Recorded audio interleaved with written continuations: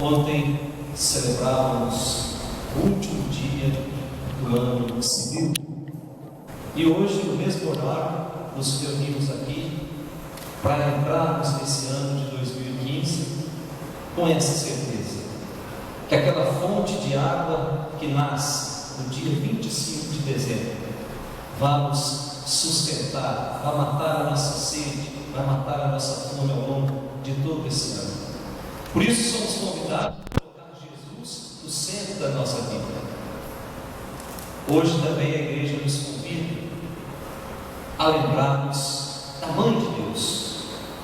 A festa criada no ano 300, ou melhor, no ano 431, num concílio de Éfeso, em que os bispos reunidos disseram o seguinte: Maria, ela é verdadeiramente a Mãe de Deus. É um dogma, é uma verdade absoluta, sobre a qual não se paga dúvida nenhuma.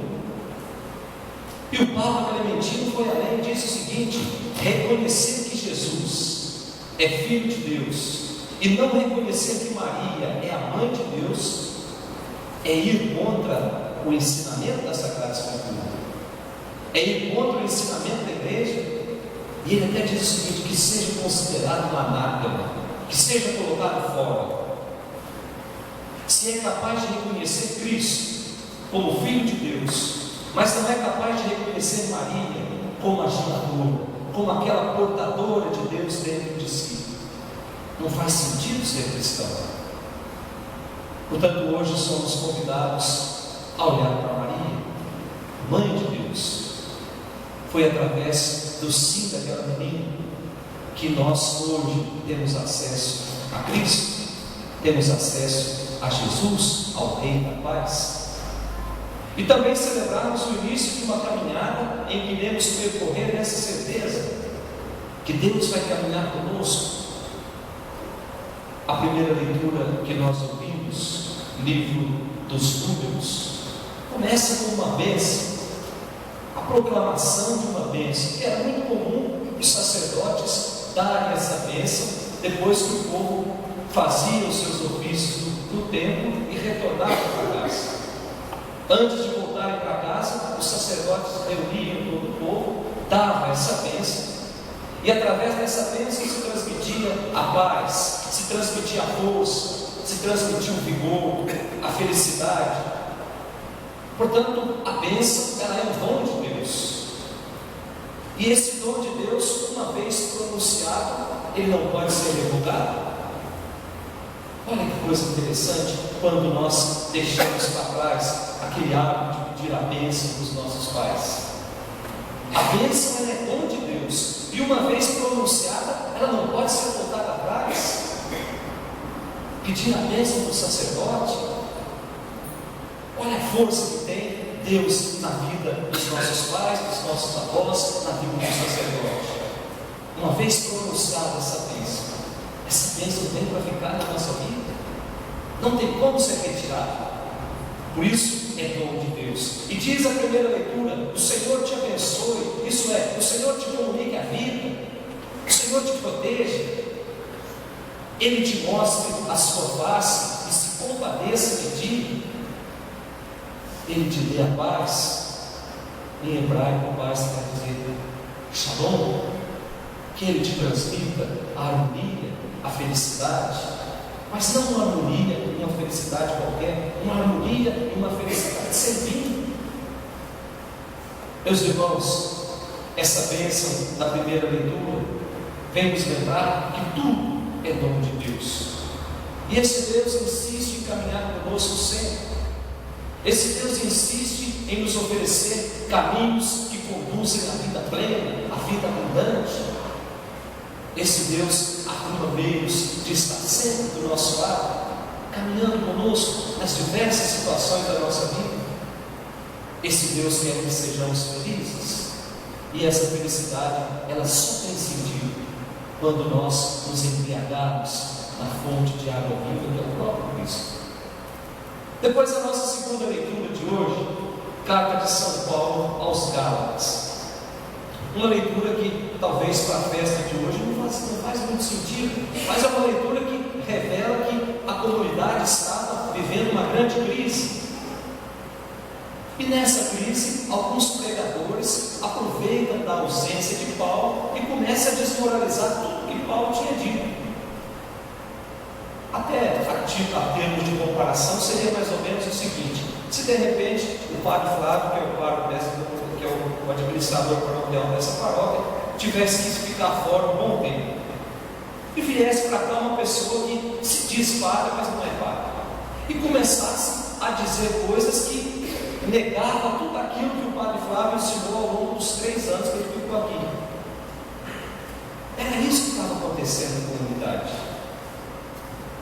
Então Paulo vem dizer o seguinte: peraí, gente, nós somos todos filhos de Deus, nós somos chamados à salvação através de Cristo. Quando nós fazemos a nossa opção por Cristo, nós aderimos a esse projeto salvador. Nós não precisamos cumprir regras para ser salvo, nós não precisamos cumprir ritos vazios, estéreis para ser salvo. A salvação vem até nós através de Cristo.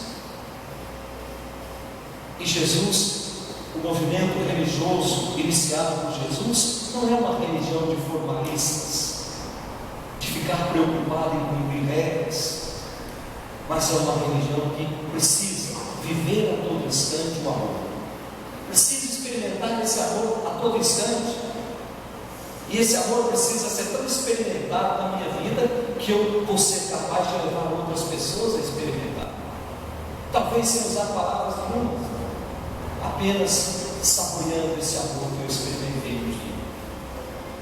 Que coisa extraordinária nossa religião, meus irmãos. Uma religião que nos ensina a amar. Quando o mundo quer que nós não amemos mais, quando o mundo quer que nós tiremos vantagem de tudo, aí aparece um menino nascido no meio dos animais, que chora, que sente dor, que sente fome, que sente frio. E esse menino é capaz de fazer uma verdadeira transformação no nosso coração. Mas esse menino nasceu de uma família, e quando esse menino vem até nós através de uma família, é uma mensagem que Deus está nos dizendo: a família, ela é sagrada. Jesus nascendo de uma família, Deus carimba a instituição família como algo sagrado, onde nós vamos realizarmos em todas as nossas dimensões, em todas as dimensões da nossa vida. O Evangelho que nós ouvimos hoje, e depois, no finalzinho da primeira leitura, encalando isso, nós temos as condições necessárias para dizer Abba, Pai. E a tradução de Abba não é só Pai, é papaizinho. Olha que coisa extraordinária. Nós somos convidados a chamar Deus de papaizinho. É aquela criança que começa a descobrir a pessoa, a figura do Pai, e começa a identificar o Pai com Deus. Por isso, papaizinho. E os gestos que nós vamos fazendo ao longo da nossa vida nos revela que nós queremos que Deus seja o nosso papaizinho. Quando nós vamos rezar o Pai Nosso, que nós levantamos as mãos do colo, não é outra coisa senão pedindo para que Deus nos pegue no colo, dizendo: Pai Nosso que estás no céu. Por isso, celebrar a Eucaristia, celebrar esse tempo do Natal, não é outra coisa senão celebrar esse Deus que vem ao nosso encontro sempre, que insiste sempre em estar do nosso lado. Aí a gente olha para o Evangelho de hoje. O Evangelho nos deixa muito claro que Jesus é o Messias libertador, que Jesus veio até nós para trazer a paz, para trazer a salvação, até porque o próprio nome Jesus significa Deus salva, Deus está conosco. Portanto, a figura de Jesus é o próprio Deus do nosso meio, é Deus que salva todos. Ele conta conosco para fazermos parte da sua família, e nessa família não pode ficar de fora a mãe de Deus, a figura de Maria, que o Evangelho diz que conservava e guardava tudo no seu coração. Versículo 19 do nosso Evangelho. Portanto, a atitude de Maria é a atitude de quem se admira com Deus. De quem se encanta com o amor de Deus manifestado a favor dos homens. Portanto, meus irmãos, conservar, meditar, significa ter a sensibilidade para entender os sinais de Deus na nossa vida. A gente só vai entender os sinais de Deus na nossa vida quando nós nos aquietarmos, quando nós nos recolhermos, quando nós observarmos mais e falarmos menos, quando nós meditarmos mais e fazermos menos estradalhaço. É assim que nós vamos entender a mensagem de Deus na nossa vida.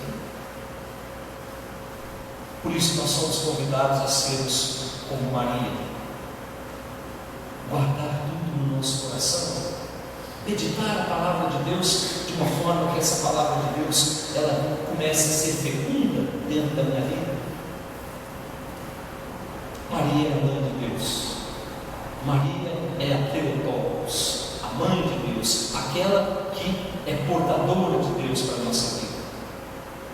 Jesus é o nosso mestre, nós não temos dúvida disso, mas ele veio até nós através de uma família, que é uma instituição divina. Jesus teve uma mãe, e mãe nós sabemos que é um anjo que Deus envia para cuidar de nós, que ao longo desse ano que se inicia, esse Jesus, nascido de Maria, possa estar sempre junto de nós, possa estar à nossa frente, possa estar acima de nós, possa estar dentro de nós, possa estar atrás de nós, para nos guiarmos, para que o mundo possa cada vez mais experimentar aquilo que nós experimentamos na Eucaristia. Louvado seja nosso Senhor Jesus Cristo. Creio